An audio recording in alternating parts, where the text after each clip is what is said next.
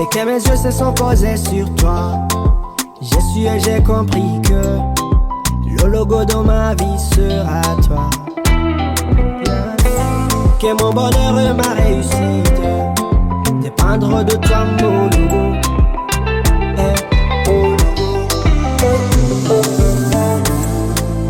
Impossible to forget the smile which made me crazy.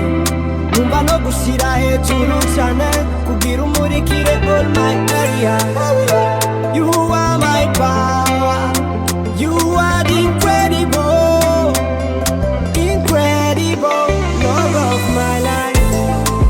Muritani militaire, ata make-up uri naturel, ata nakapichu, oh wanungu y'umutima, umutima wawe, ubwitonzi bwawe, byahinduye ubuzima, oh bituma busa, busosa like a sweet cake, nizare kamite mu logo.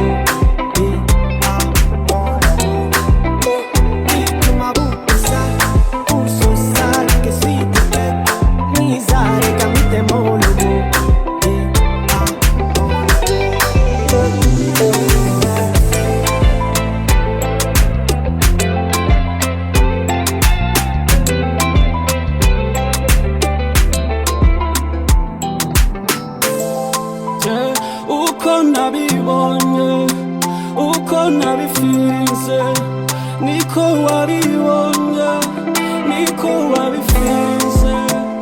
Sans faute ni wewe wambereye umugisha, mbere umwizigirwa sans hypocrisie, onana mara n'urukundo.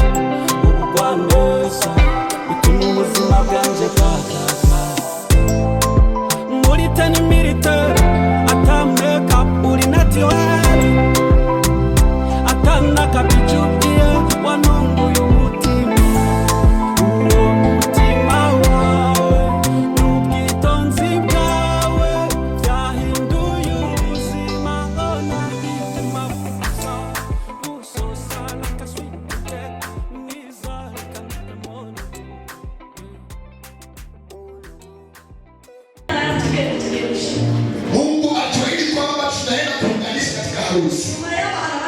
Baada ya hao kuna wengine haleluya. Shukuru kwa maana tunaingoja harusi ya Asa Emmanuel pamoja na bibi harusi Christabel. Tunakushukuru kwa vile umewaongoza, umewapatia kile ambacho walihitaji. Baba, tunapoenda kuwafunganisha ndoa, tunakabidhi katika mikono yako. Baba, tunaomba baraka katika maisha yao katika jina la Yesu Kristo. Tunakuja kinyume cha nguvu zote za mwovu shetani, mipango yote ya mwovu shetani, vita zote za mwovu shetani zidi ya maisha yao, mishale yote ya mwovu shetani tunaipiga katika jina la Yesu Kristo. Baba, tunakabidhi maisha yao na ndoa yako katika mikono yako.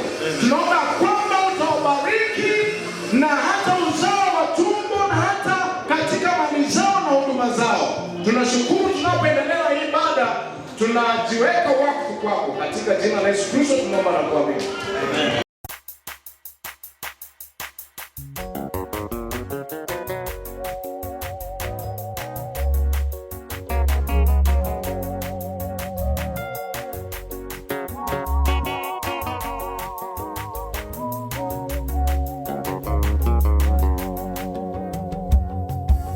Amen. Bwana Yesu anamelemeta.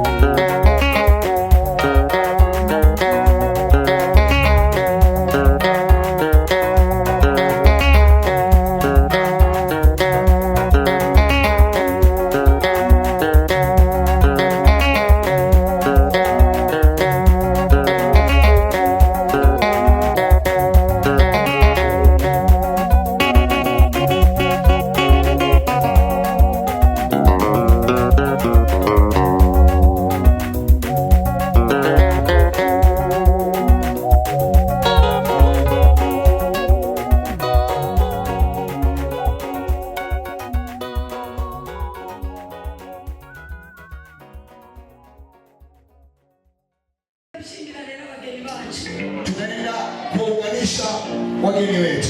Haleluya. Haleluya. Tutaanza kwanza maswali na kuuliza. Tutauliza upande wa familia kwa Emmanuel. Ikiwa kuna yale wangepaswa kutayarisha, waliwekwa tayari.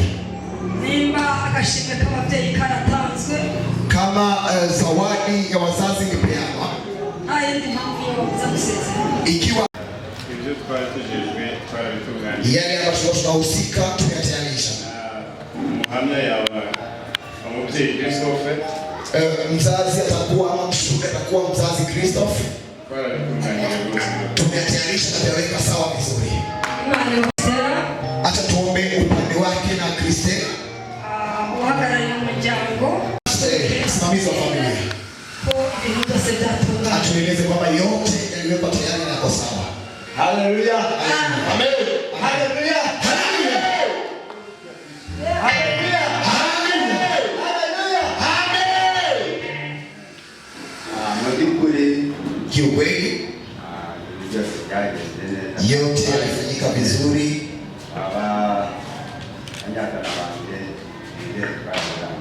Yote waliamaliza na wako sawa. Haleluya. Amen. Tungependa tuulize. Kuna mtu mahali hapa ikiwa anayo shida katika Emmanuel wetu. Sababu za Emmanuel kuunganishwa na mwenzake. Ama upande wa Estela. Je, kunaye mtu mwenye tatizo kati ya hao wawili? Ili tusimamishe wasiunganishwe. Ikiwa hakuna tatizo lolote. Amen. Sote tutaweka mikono yetu juu. Haleluya. Haleluya. Tukomeni maana tupigie Mungu wetu makofi.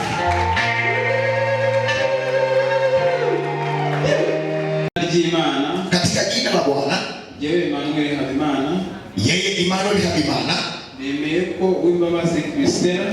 Amekubali kwamba w'imbabazi Esther mbera umugore awe mke kwake. Nzamukunda mukundwakaze. Atampenda na kumdekeza. Mbere uyu munsi toka siku ya sasa. Mubyiza katika mazuri, mubibi katika mabaya, mubukire, katika utajiri, mubukene na katika umaskini. Arwaye akiwa mgonjwa, ari muzima, akiwa hai, kugeza igihe dutandukanyijwe n'urupfu, mpaka kipindi cha kutenganishwa na kifo. Imana izabifasha. Mwenyezi Mungu anisaidie.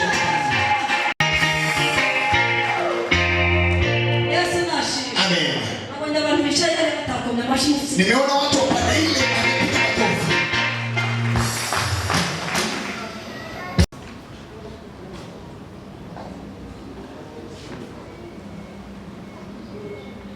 Mwizina ry'Imana njewe Uwimbabazi Christelle. Katika jina la Bwana yeye Uwimbabazi Esther. Nemeye ko amekubali kwamba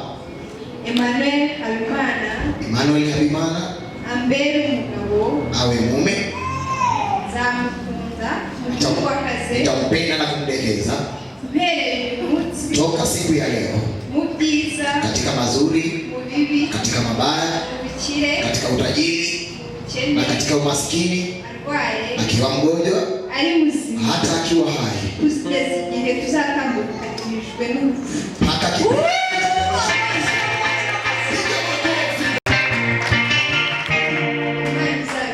Mungu anisaidie katika hilo. Pole pole kwa utaratibu. No stress. Bila stress yoyote. Hiyo ni mali yako. Pole pole kabisa. Pole pole, hiyo ni mali yako. Siwende na haraka. Mungu ni haraka kabisa. Haleluya. Haleluya. Buhoro buhoro hasa kututuka. Pole pole, usiwe na kasi ya kupandisha. Bora unaweza nizinga. Yaani nyoresha mijuni pahali imejikunja kunja. Pole pole kweli kweli. Pole. Taratibu wewe. Pole pole jamani. Haleluya. Haleluya. Buhoro buhoro. Jenda kaisha. Akanilo kajana. Yaani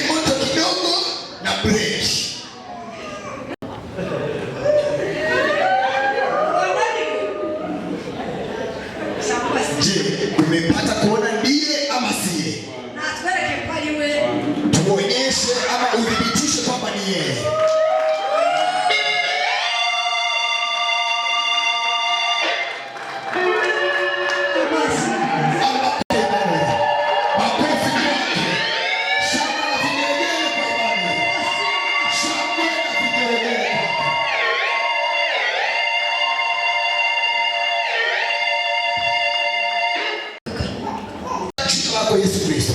Senga hizi impeta. Naombea pete hizi. Nazecheshe. Nimezitakasa. Nazihumanuye. Nimezitoa uchafu. Nazecheshe amaraso Yesu. Nimezitakasa damu ya Kristo Yesu. Izina rya Yesu. Katika jina lako Yesu. Impeta. Pete hizi. Isobanuye. Maana yake ni kwamba ikimenyetso cy'urukundo. ishara ya upendo. Nk'uko iteranije. Kama ulivyounganisha. Ntigire itandukanye. Isiwe na utenganisho. Abari ku rukundo rwabo. Iwe ndivyo mapenzi yao. Utazogira itandukanye. Yasingekuwa na utengano. Kuva uyu munsi. Toka leo. Ukageza. Mpaka. Igihe bazogusangira mu ijuru. Wakati utakapokukuta mbinguni. Ukabahamagara. Uwaite. Izina rya Yesu. Katika jina lako Yesu. Senze. Nimeomba. Izina ry'Imana. Katika jina la Bwana. N'Umwana. Na Bwana. N'Umwuka Wera. Na Roho Mtakatifu. Amen.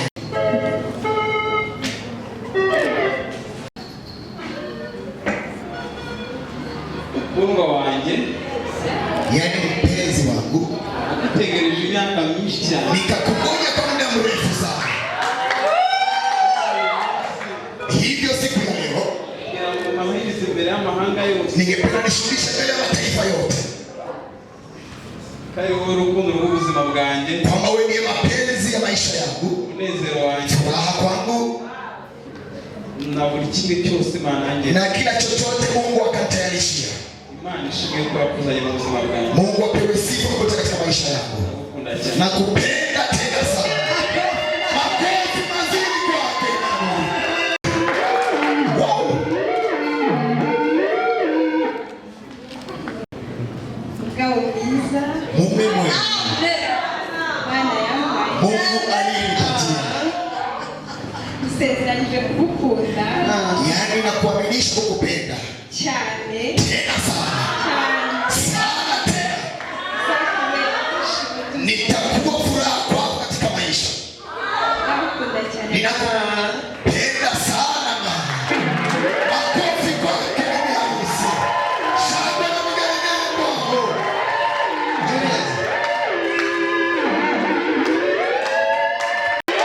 Shangwe na vigelegele kwao, piga makofi.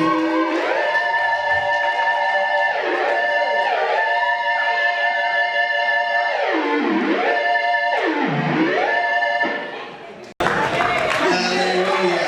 Yaani wafanya hivyo mikono yao wamependeza kweli kweli. Manuel abwira abandi bakobwa ngo bye. Emmanuel atawazia wale wengine kwa heri. Awambie kwa heri warembo wote. Bye. Christine haya pia. Haleluya. Baba, katika jina la Yesu Kristo twaja mbele zako, Turagushimye mwami, turaguhimbaje. tunawakabidhi hawa bwana na bibi harusi Turabakweretse katika mikono yako. Emmanuel na Christela. Sasa hivi wamekuwa bwana na bibi, Tubashize mu biganza byawe. kwamba watie baraka katika Mu nyumba izina yako. rya Yesu Kristo. Kwa jina la Yesu Kristo Wewe wahuje uw'imbabazi Christela na tunaomba Habimana Emmanuel. wanapokuwa Urugendo rwo kubaka imyaka. katika kazi zao, Turabasengera. katika huduma, Tubashize mu biganza byawe. katika jina la Yesu Kristo Tubasabire umugisha. wapatie hekima Umugisha wo kubyara. katika Umugisha wo guheka. Umugisha wo kugukorera. Umugisha wo kukubaha. No kumukiranukira. Ubakomeze. Muri uru rugendo batangiye. Ubambike imbaraga. katika jina la Yesu Kristo. Asante. Icyubahiro ni cyawe. Iteka ryose. Amen. Yesu nashimwe cyane.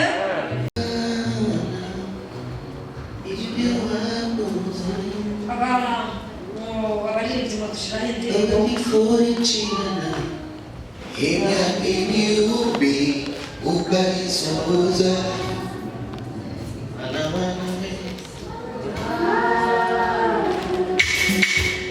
Ibyo wavuze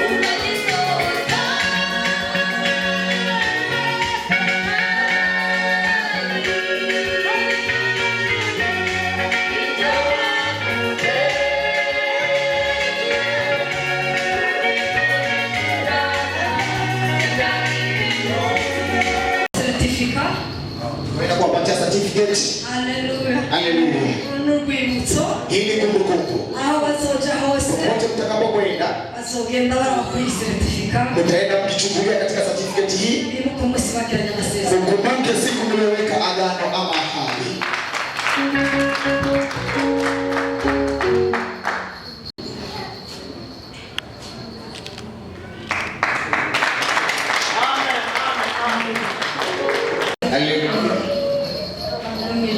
Mungu wa mbinguni akupe sifa. Tugeze mu mwanya mwiza. Mkumbuke hizi ni sadaka tunazitoa ambazo zinapaswa kusaidia bibi harusi na bwana harusi wetu. Amen. Amina.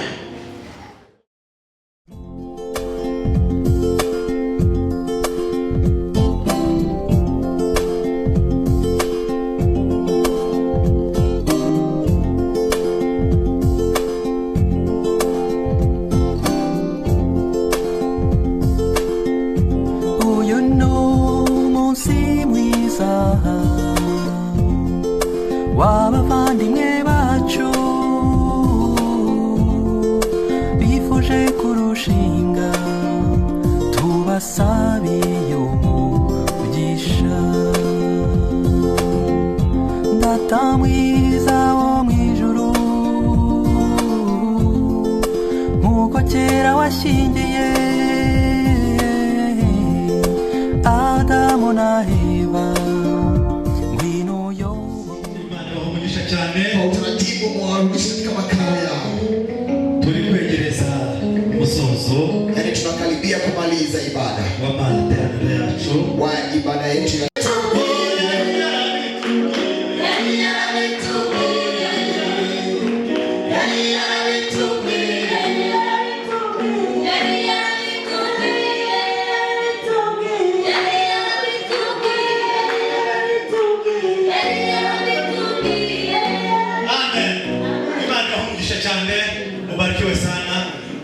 kubyina kaniba gatoya gusa gatoya. Tunaenda kurukia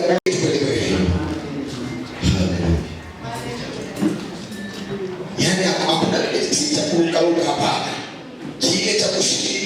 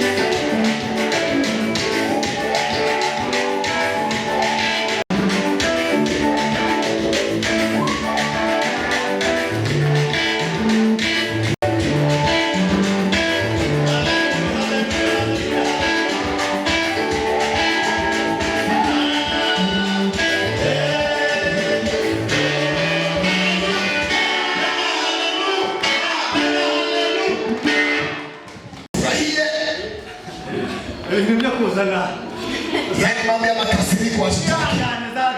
Vumilie mawimbi. Bwana sifa sana. Haleluya. Amen. Amazi yatembe ageze kure. Maji aliyetembea amefika mahali. Munyemerere dusoze igikaya cya mbere. Yani mniruhusu tutamatishe kikao cha kwanza. Twari kwinjira mu kinini. Tuingia katika kilima chenye. Tukavuga ngo yari yanabitugiye.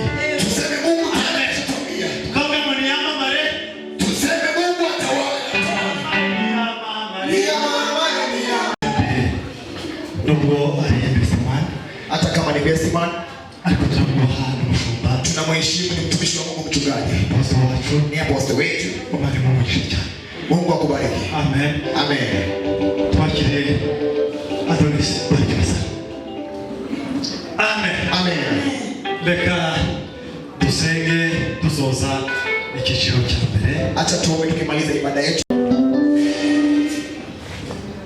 Data mu izina rya Yesu. Bwana katika jina lako Yesu. Ushimire umunsi mwiza wa Dubai. Tunashukuru kwa siku njema uliyotupatia. Umunsi w'umugisha. Ni siku hii ya baraka. Umunsi wa Emmanuel na Christine. Ni siku ya Emmanuel na Christine.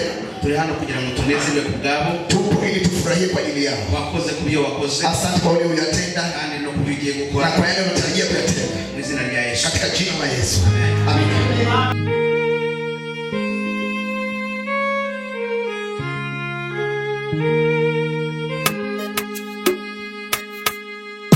God found me a woman,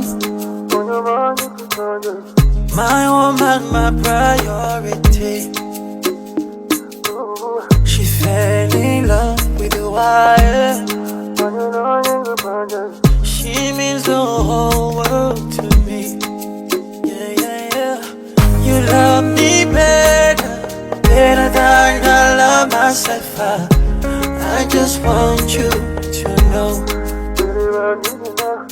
You trust me better than I trust myself. I just wanna give you love.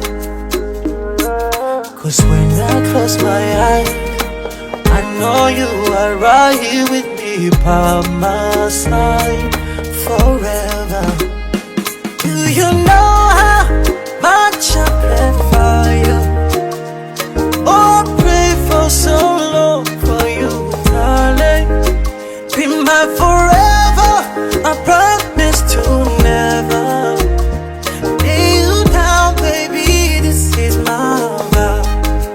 I belong to you, you belong to me. I give you my heart, ooh, yeah, this is my vow. Can you see the red? I be your umbrella. I give you my heart, this is my vow. Mapenzi yetu itakuwa milele. We utaona, we utaona. Nizona hawe ni mana. I love you like Christ left church. Nobody could take your place, yeah. You are my number one, and I'm gonna be faithful, make your day so wonderful. Honey, can I take your pain away, far away? You love me better than I love myself. I just want you to know. You trust me better than I trust myself. I just wanna give you love. Cause when I close my eyes, I know you are right here with me by my side forever. Do you know how much I pray for you? Oh, pray for so long for you, darling. Be my forever, I promise to never lay you down, baby, this is my vow. I belong to you, you belong to me. I give you my heart, ooh, yeah, this is my vow. Can you see the red?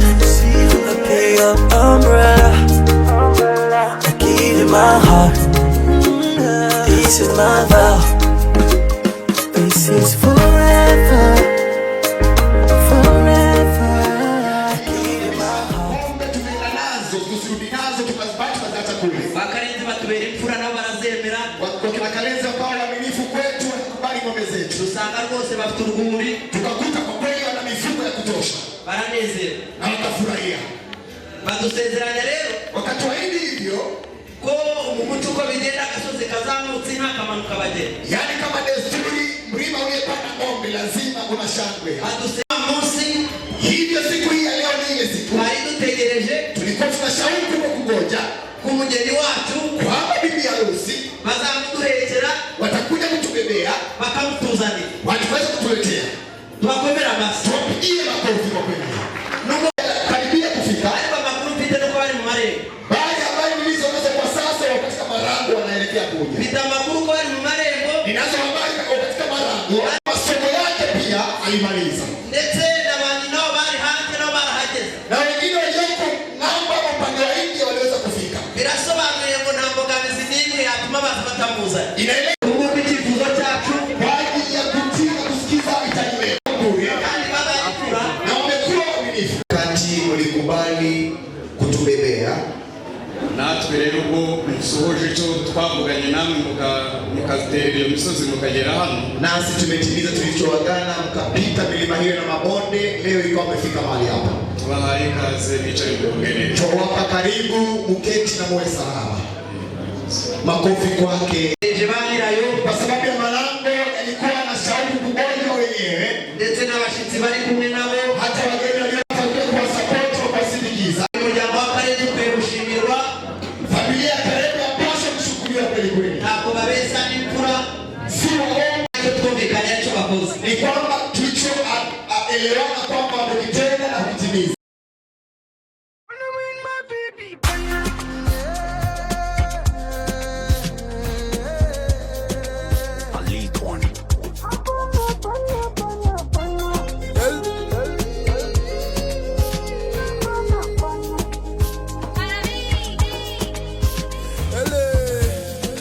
Mon amour, uri namgeneye ntekereza wowe malo, kuba uri n'ingeso ntavaho.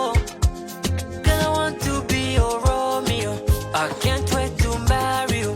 For mon bébé, uri simbesha 24/7 utuma mbaho neza. Toi mon bébé, uri simbesha, I just wanna be there for you, for you. Timaeme, timaeme, numbaze gusa ho bigeze nenda gusara. Timaeme, cyane, numbaze gusa ho bigeze nenda gusara. Uko ngenda bana, ndabana, ndabana, bana, bana, bana, ndabana, bana, ndabana nawe baby bana. Buri mpamvu njya kukumurikira abasaza, Yani keretse kwaje kulikia. Ulala, kuva wazuzi manu utamu, kiwabara na mambo, shida zako nizo zangu baby. Ndagukunda ngakwirata, nanone ngasama maurisa. Girl, I wanna be your Romeo baby, 'cause I've been waiting, searching, loving, now I'm lucky. Singiri loser, loser, wanajenda bana. 'Cause I've been waiting, searching, loving, now I'm lucky mama. I just wanna be there for you, for you. Timaeme, timaeme, numbaze gusa ho bigeze nenda gusara. Timaeme, numbaze gusa ho bigeze nenda gusara. Uko ngenda bana, ndabana, ndabana, bana, bana, bana, ndabana, bana, ndabana nawe baby bana, bana, bana, ndabana nawe bana, bana, ndabana, bana, ndabana, bana. 'Cause I've been waiting, searching, loving, now I'm lucky. Singiri loser, loser, wanajenda bana. 'Cause I've been waiting, searching, loving, now I'm lucky mama. I just wanna be there for you, for you. Uko ngenda bana, ndabana, ndabana, bana, bana, bana, ndabana, bana, ndabana nawe baby bana, bana.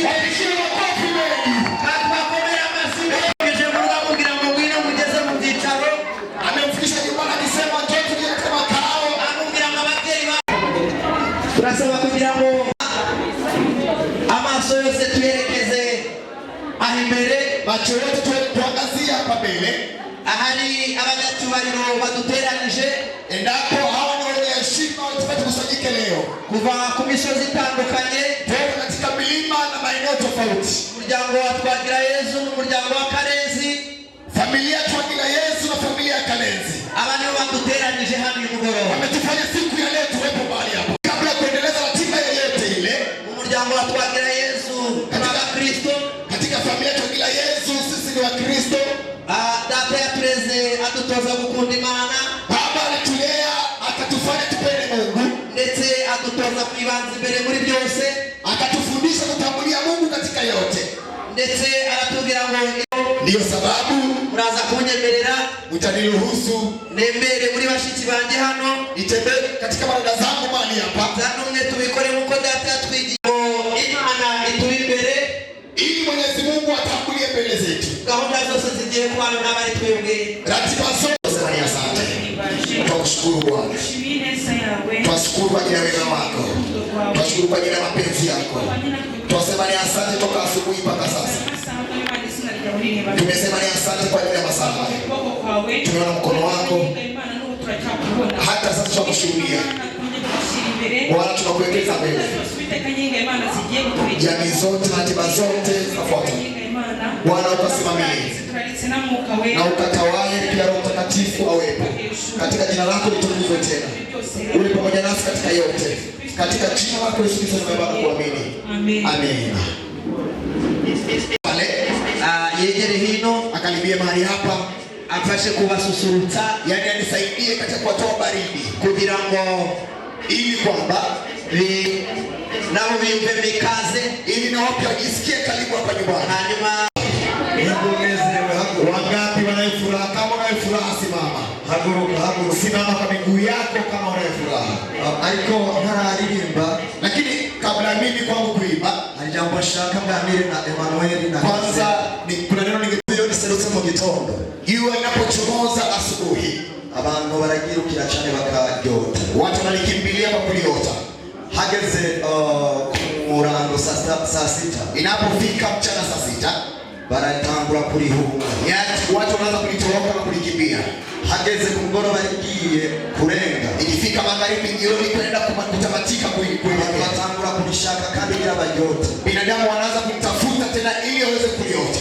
Ikirushaka kuvuga niki, ninachokusudia kusema ni hiki: hazongera igihe mu gitondo mumva mukunda ibintu bimeze neza. Itafika wakati asubuhi kuamkia msikibu hizi kwamba vitu vyote viko sawa kwa mapenzi. Ariko hazongera igihe cha sasa mumve umenga matango gushwana ibintu bimbere bitagenda neza. Na ifike mbele ya mchana mambo labda hili na lile mambo yasiwe sawa. Uruho mwanya muzokibagire ko mu gitondo ari uwo mushatse. Katika muda huo sio ukasahau asubuhi mapema ulikuwa mtamani. Kandi muzokibagire ko kumugoroba kandoza mu mushatse. Na usisahau tena jioni kwa mtamhitaji.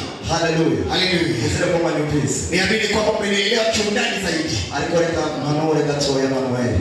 Lakini ningependa nitie shauri kidogo katika imani. Masaha bado. Yani Emmanuel, acha kwanza pupa masaa bado. Hallelujah. Hallelujah. Keburi ndirimbo hii. Ahahagaze ni Emmanuel ahagaze. Mahali nimesimama ni Emmanuel amesimama. Emmanuel hagaze mu kibanza chiwa. Nimesimama katika nafasi yako. Madama hagaze mu kibanza cha Kristela. Yani mke wangu amesimama katika nafasi ya Kristela. Hallelujah. Hallelujah. DJ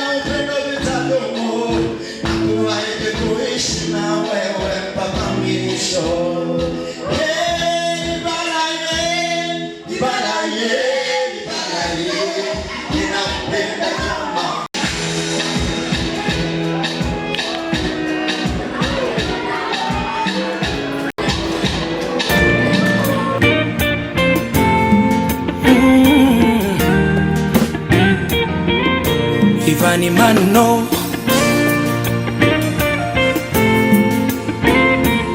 Pastor P, respect man. Hari umuntu muhura kakurutira abandi, akaguha umwanya, kagutega amatwi, yaguha urukundo bikaguha umutuzo, yamara kugenda ugasigara ubabaye. Hari umuntu muhuza bikaba nk'ubufindo, byaba amahire mukibanira. Hari uwo mubana kakubera imfura, wajya gusaza kagusubiza ibusore. Uko nguko niko waje mu buzima bwanjye, imyifatire n'imicura bindura. Wahaye agaciro amarangamutima yanjye, ntibibarika ibyo nkukundira.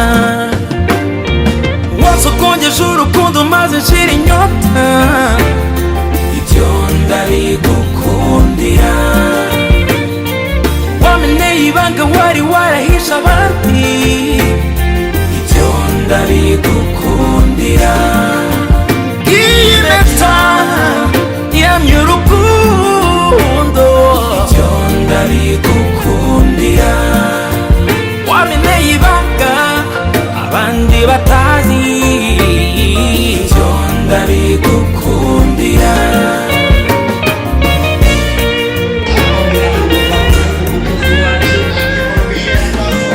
Ntiduhuza imigambi gusa duhuza imitima.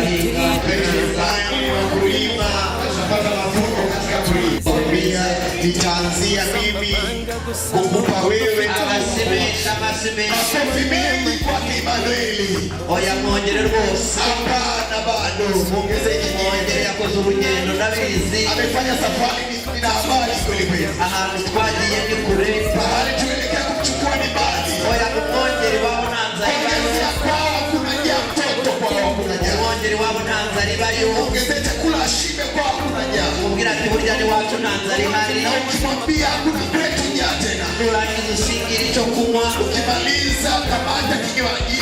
Umubwire ngo ntuzarya ngo bikundige ni hafi yawe. Yani pole pole ukimweza kukwambia kwamba ntibizakunige rwose. usinyongwe na chakula kiyo karibu nawe. Ibyo kurya n'ibyo kunywa wacu ni munange. Chakula na kunywa kwetu ni teletele. Dukomere Manuel amapano y'umuco. Kristo akimwambia kwetu nimefunzwa. Na ujya wemera umugabo avunika. Hakuna anayeruhusu Bwana kuchoka. Banoje ko umuntu yakira umugabo mu marembo.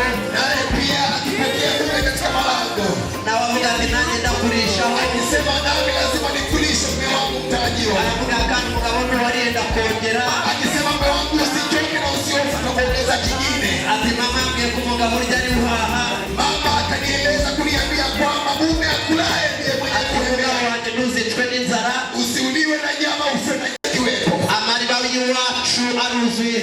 Kwetu amasimeshi. Makofi mengi kwao. Amasimeshi. Makofi kwa bibi harusi akimnywesha mmewe. Reka mbasabe bazamura ibirahure badukorere cheers kugira ngo bahereze ikaze abantu bose. Acha niwaombe wafanye cheers ku buzima bwacu katika maisha yetu. Hanyuma abantu mu byicaro byabo, watu katika makao yao, bijya dushiraho umuziki wakituingizia muziki taratibu. Aho byageze umuryoherwe, wale wametakulia kufikia chakula wafurahie chakula. Aho bitaragera aho mwihangane, muzidi kuenjoy chakula, wengine mkivumilia.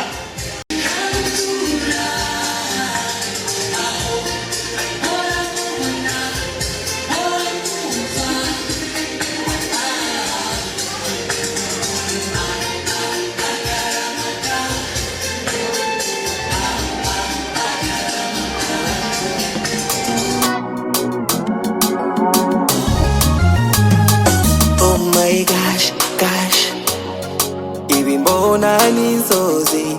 Oh my gosh, slow gwangize kwesiya.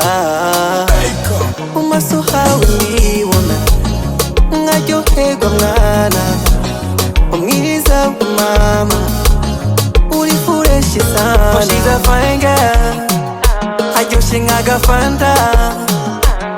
Oh she's a fine girl, yeah. Oh shorty you my fantasy. same every day inzovyukira muri kitchen nguhaga petit déjeuner ngukubite shawe y'amakisi ngutegurira agasiri no kuri job mujane. I don't waste no time, oh. No time, oh. Please don't waste no time.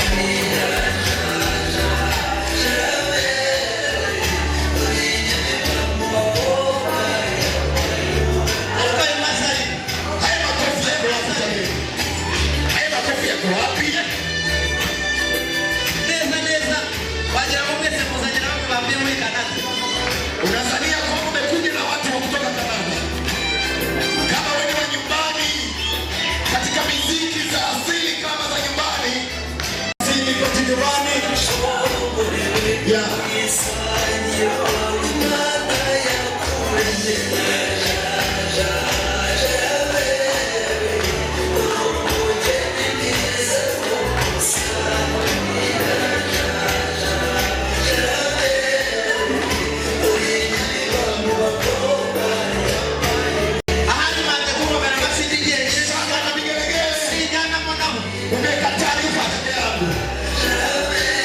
Ningependa wageni wetu wa leo pole pole taratibu. Huyo ni wako. Mwanzo tundeni kubwa tuhamilizete pole pole. Tunaweza tumushire mwitorero. Tukimala tumcheke kanisa letu. Tumini shuko bateka mambo. Tumfundishe namna ya tema mikono. Tumini shuko watu tupati na mashiti. Tumfundishe kwetu kupenda usimame. Huyo ni kenasi. Tunaomba usimame mahali ulipo. Tunaomba makofi yako.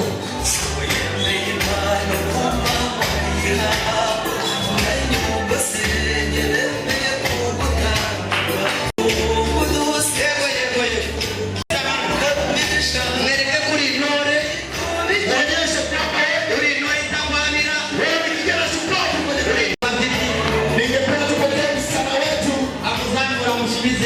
yaani ampandishe kurudisha makao. Tupigie makofi akirudi kwenye maketi zao. Watupungulizie music kidogo. abagikomeje kwegera amafunguro muryoherwe Wanaoendelea kuangamiza chakula. turabanza tukasema ubu noneho natera intambwe mu gusuhuza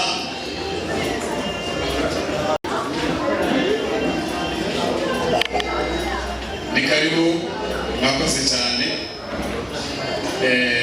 ko mwaduhekeye niba mwari baradusezeranyije mwakoze rero mwakoze cyane twageze urugendo rurerure urumva rero byari byiza ko hari uruhisho rw'umubyeyi waguhishiye umusaza nasabaga rero ko batuzanira urwo ruhisho nasabaga ko batuzanira urwo ruhisho bagenzi bananiwe impamba y'umubyeyi ni ngombwa cyane wakoze urugendo rurerure cyane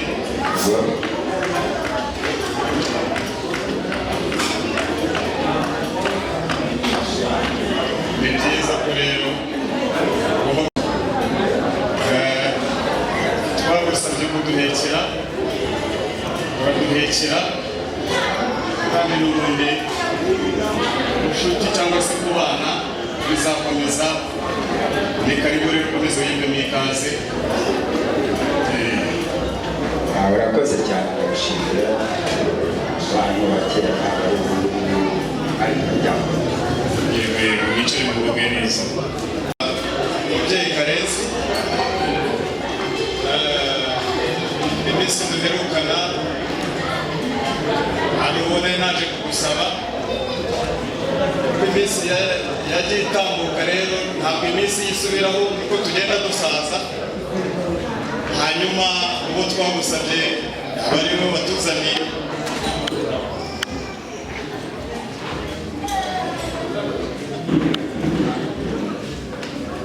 Karenzi kugira ngo muri makeya ubona wabazaniye nta gushidikanya kandi mbere yo kuba ijambo kugira ngo mbanze nibayeho kimwe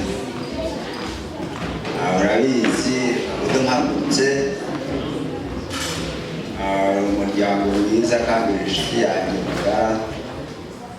barabanye barakundanye byiza kandi mbona ntawisha warusha kuko ibyo ngibyo umuryango wacu ntabwo ibyo ngibyo babikora nakuza mwirekeye n'ubwo wansabye n'ubwo atari we waza ukanyagura kandi uti ntabwo ari ibi.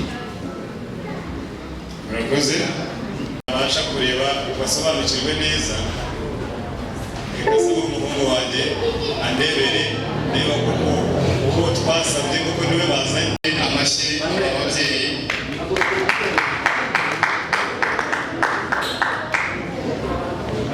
amwitegereze neza Manuel atubwire niba ari we, amuhagurutse amwereke ba nyirasenge, amwereke ababyeyi avuye ngo n'uyu cyangwa ntabwo ari we.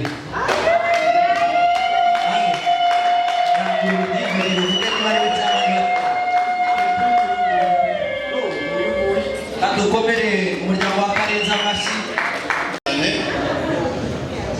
ubwo aho imfura zisezeraniye n'uwo zisumuriza. mwakoze cyane. nasabaga rero n'ubundi baturebere ishimwe twateguye kubw'igikorwa usohoje.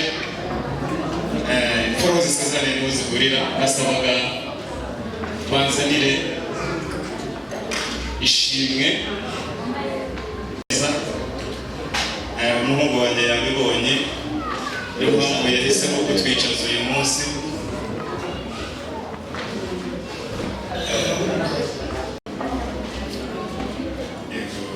umubyeyi Karenzi, iri ni ishimwe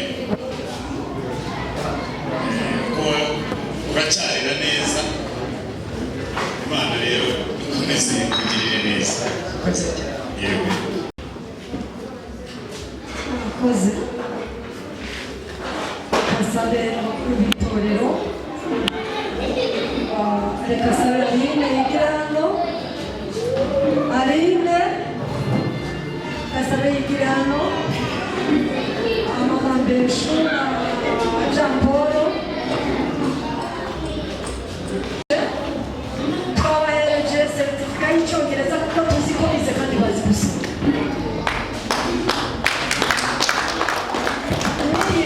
tubahereje n'icyongereza kubera ko tuzi yuko barize bazi icyongereza.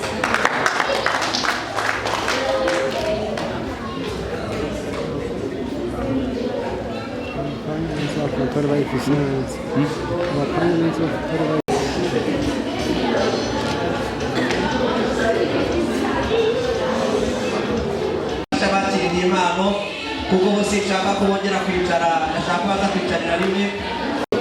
atangiye kwegeranya inkwi no gucana. reka duhaguruke twese, ibintu biranejeje. ndabona acanye Christian bwa munange, reka burya ndabizi nzagufasha, tuzafatanya. ubu ni ubumwe bwubaka urugo, ubumwe bwera abana, ubumwe bwakira abashyitsi. ubu ni ubumwe butwereka yuko aho bari ukuzira busanga. Birabisahane, reka mbanze mukatire. Christian arabujyanga ati turabifatanya. uyu munsi twabaye umwe, naba ndwaye naba ndi muzima tuzabifatanya. ibyiza n'ibibi tuzabifatanya, mu gikoni tuzabifatanya. umuziki ntacyo utwaye rwose, uzamuye muri aka kanya ntacyo.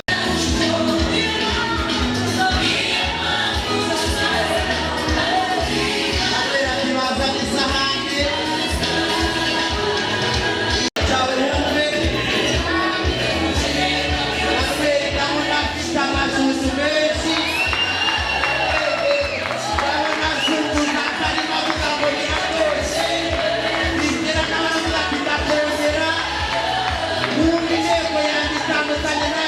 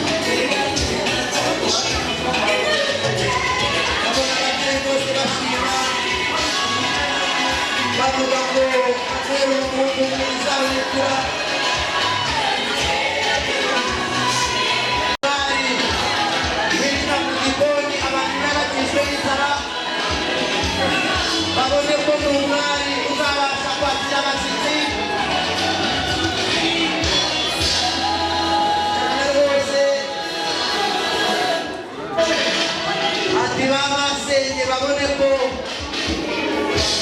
bazaniye umukozi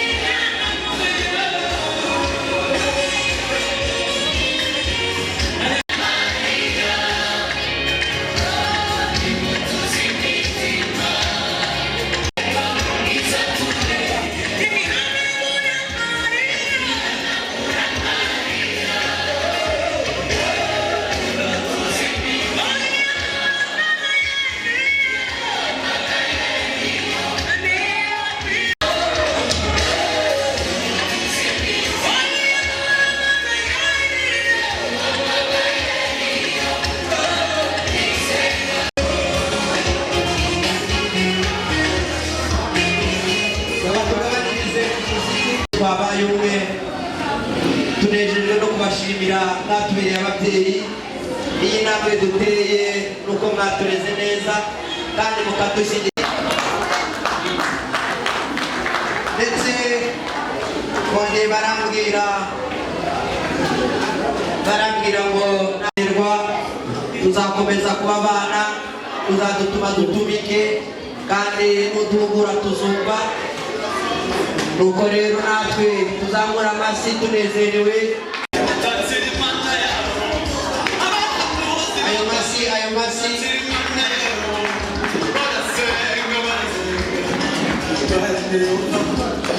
hanyuma yabageneye ayo masi ntabwo ndiho ndayumva bakoze umurimo ukomeye kugira ngo babe bavandimwe Manuel ntibazatubere n'ababapare b'ino minsi b'ifoto ahubwo bazakomeze kubaba hafi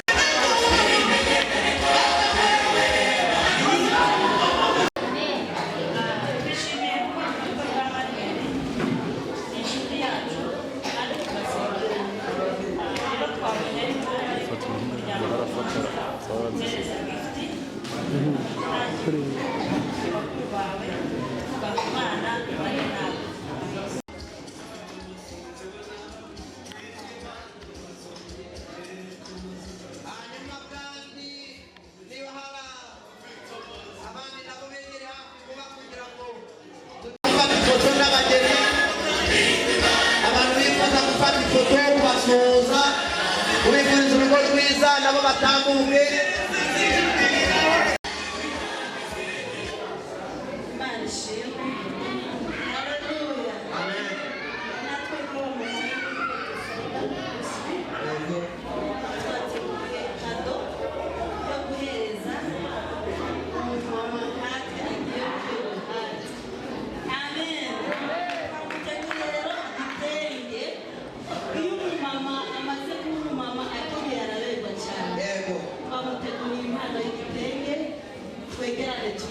baravuze muzamare neza muteye abantu bandi ayo masi Bibiliya jambo ry'Imana kandi wambika abandi turaryohewe cyane wishegere iwacu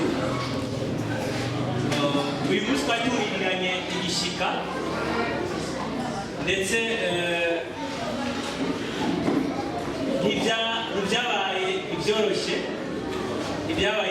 kugira ngo uyu munsi tuwushike ko urazi umunsi ikintu gikomeye cyane kugira ngo ibintu bishikire yabona Manuel gazi yuko bitabaye byoroshye urugamba niko ari rworoshye ariko Imana yabikoze haleluya Imana yabikoze byabaye cyane kandi biraryoshye turishimye shengero turishimye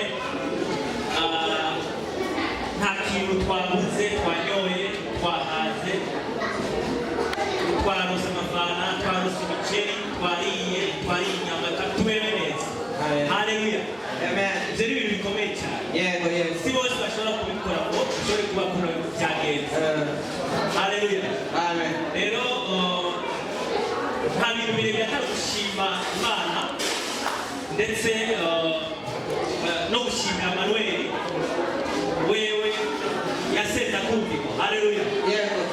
Na Estela nawe yasenda kumviko. Haleluya. Rero Imana ibahezagire kandi Imana izobandanya ibumvira mu rugo rwanyu fondasiyo y'Imana. Haleluya. Amen. Imana ibahezagire cyane. Urakoze. Hanyuma urakoze cyane. Nanjye nifuje gutanga impano ndayihereza babiri kuko Manuel ni umuhungu wanjye, Estela nawe ni umukobwa wanjye. Nicyo gituma notanga impano njenyine kandi ndi kumwe n'abana benshi. Nifuje no gutanga impano ndi kumwe n'abana nkatwe nk'itorero rya Betisayida Minisitiri.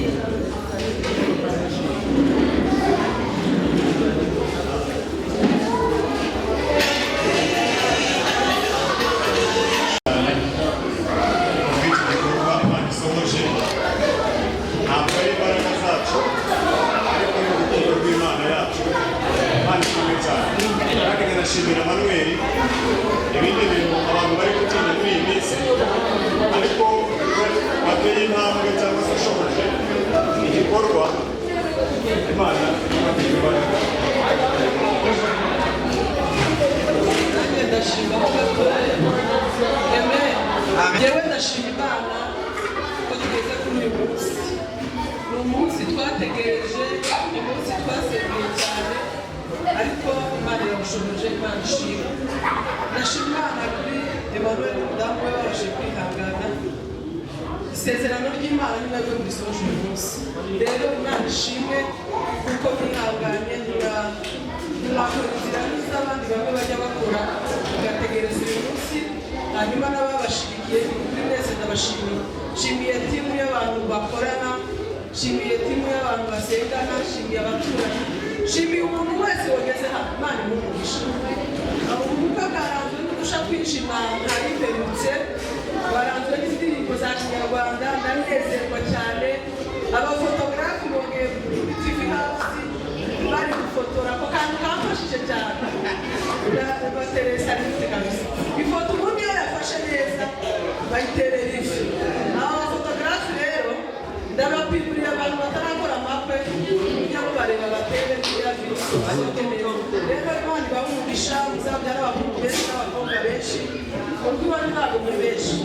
Sasa rero dutegereje umugisha mwinshi tutegereje. Imana ibakurisha cyane.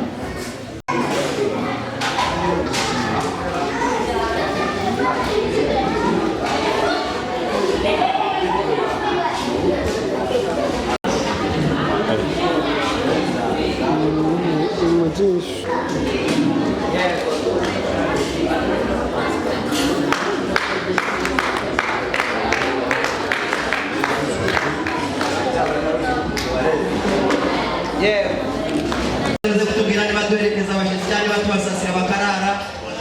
Cyane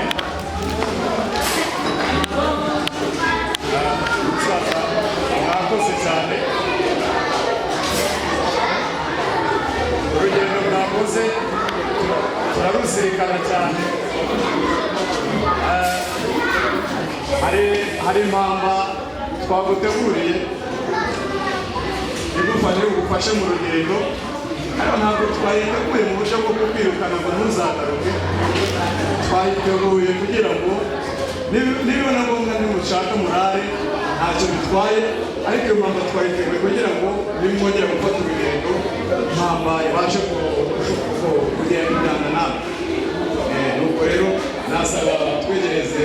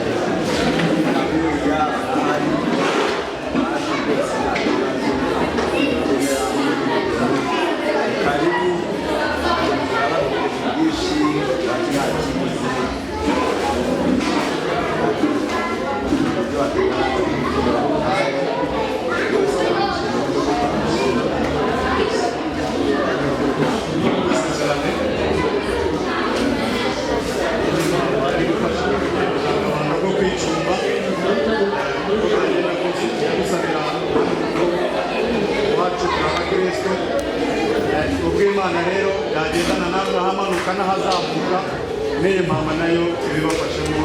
Imana ibahanishe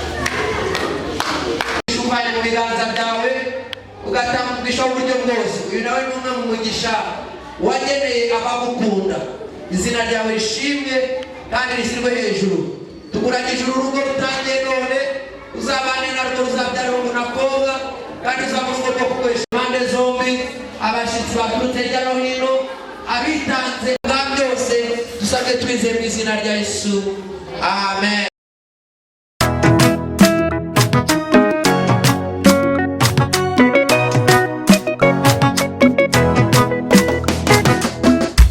Pretty girl, move your waist. Why you all over my head? I think you're the best. Sikira mwana munda, oh la la. Gahongwe nunyegere, yekusha. Be my queen of Sheba, yeah mama. She said she trusts no man. I said sikiliza muda mtoko. Yo nikamwambia pale utapoenda nitakufuata yo. Naye kanikazia eti chenye mwanzo kina mwisho.